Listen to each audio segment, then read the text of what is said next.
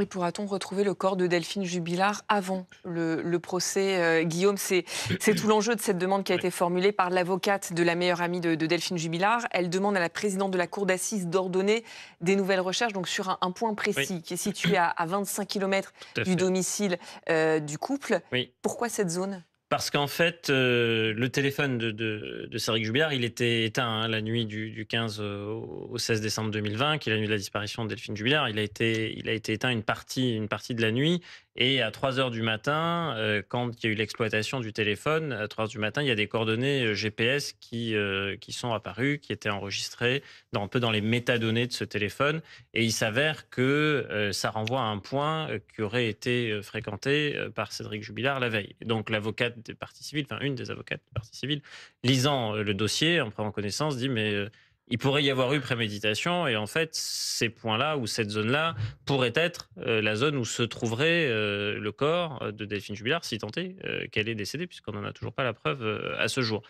Ce à quoi, bon, il est répondu, notamment, du côté de ceux qui sont en charge de cette enquête ou qui étaient en charge de cette enquête, puisque l'instruction est close depuis le 21 novembre Mmh. 2023 dernier, que, ça n'a pas fait l'objet de fouilles, cette zone, mais l'objet de vérification et que, cet élément est un élément connu, c'est pas un élément nouveau, c'est pour ça qu'il figure au dossier et que, un enquêteur de la gendarmerie s'est rendu sur place et a considéré, au regard de la configuration des lieux, notamment du fait que, c'est un chemin, c'est pas une route, c'est pas, carrossable comme on dit, c'est-à-dire qu'on peut pas rouler facilement avec une voiture, que Cédric Jubilard aurait eu, beaucoup de difficultés, le cas échéant, à se rendre là, y dissimuler le corps de Delphine si tant est que ce soit lui qui l'ait tué et que donc l'hypothèse ne lui paraissant pas plausible, il n'est pas allé jusqu'à demander à ce que l'on fouille méticuleusement cet endroit, comme d'autres lieux ont pu être fouillés très méticuleusement dans le cadre de l'enquête. Pourquoi cette avocate, elle fait cette demande maintenant de fouilles complémentaires? Bah, d'abord parce que c'est maintenant qu'elle prend connaissance de l'intégralité, du dossier, de l'ordonnance de renvoi, de tous les éléments en fait, hein, et elle se prépare, hein, assez logiquement, hein. Il y aura le 22 septembre prochain, normalement, l'ouverture du premier procès d'assises, s'il peut y avoir un appel, il est même probable qu'il y ait un appel dans une affaire comme celle-ci. Ça va durer 4 semaines, bah, elle est pleinement au travail et donc elle est dans son droit. Elle peut Mmh. demander Mmh. des investigations complémentaires. Après, il faut évidemment que la présidente de la cour d'assises, donne droit à sa demande, mais elle peut tout à fait formuler ce type de demande et d'ailleurs ce type de demande peut être même, formulé même dans le cadre des débats du procès d'assises. Si on pense que ce sont des éléments nouveaux qui concourent à la manifestation de la vérité et cetera. Mmh. Et c'est bien tout le problème. Mmh. C'est qu'en fait, l'instruction, elle a duré quasiment 3 ans. C'est-à-dire, Delphine Jubilard disparaît la nuit du 15 au 16 décembre 2020 et l'instruction est clôturée le 21 novembre 2023. Donc c'est 3 ans, c'est long 3 ans quand même, hein.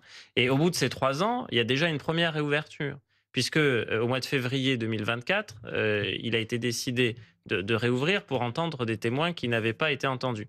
Donc c'est déjà une première entorse quelque part. C'est tout à fait légal, c'est tout à fait Mmh. prévu par les textes, mais ça dit aussi quelque chose du fait que l'instruction ne serait pas, tout à fait complète. D'autre part, dans le cadre de ces 3 années d'enquête, il manque des aveux. On n'a pas d'aveu de Cédric Jubilard. Lui, il clame son innocence. On n'a toujours pas de corps. On ne sait Mmh. pas ce qu'il est advenu de Delphine Jubilard et on n'a pas non plus de scène de crime et c'est pas faute, d'avoir cherché.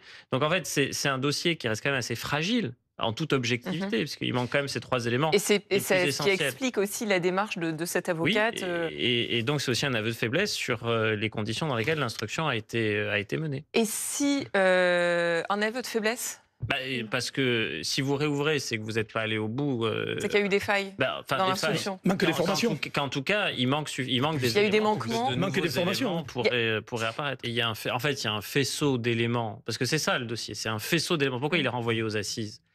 Parce que, il y a un faisceau d'éléments, qui sont des éléments plutôt à charge contre lui, Mmh. contre Cédric Jubilard. quels sont précisément les éléments qui Il sont y à en a charge aujourd'hui beaucoup. Il contre y lui? a, il y a le fait que il y a alors, le témoignage de son fils, mais il a 6 ans. Il y a le fait que, il y avait un cadre de séparation qui était quand même, conflictuel. Il y a le fait que lui ne travaillait pas, qu'elle travaillait, qu'il avait une perte significative de revenus si, cette séparation, avait lieu, qu'elle avait un amant. Enfin, il y a beaucoup d'éléments qui, permettent de fabriquer un mobile. Il y a le fait que, il n'a pas l'air de beaucoup regretter, sa disparition, qu'il refait sa vie très vite. Il y a le fait qu'il tient des propos qui sont parfois, des propos accablants pour lui. Le fait de dire que, Il s'est vanté à certaines reprises d'être capable de faire disparaître quelqu'un, etc. Il a pas eu des propos qui allaient toujours dans le sens de quelqu'un qui Mmh. serait extrêmement triste d'avoir sa compagne, mère de ses enfants, qui serait décédée, disparue, etc. Bon, du coup, il y a beaucoup d'éléments. Il y a le fait que les lunettes ont été cassées, qu'il a été démontré qu'elles avaient été cassées par une action mécanique, pas parce qu'elles étaient tombées. Les lunettes de Delphine Jubillar, avec lesquelles d'ailleurs elle n'est pas sortie de chez elle le soir de sa disparition. Bon, il y a beaucoup d'éléments qui essayent, mis bout à bout, pourraient le désigner comme coupable.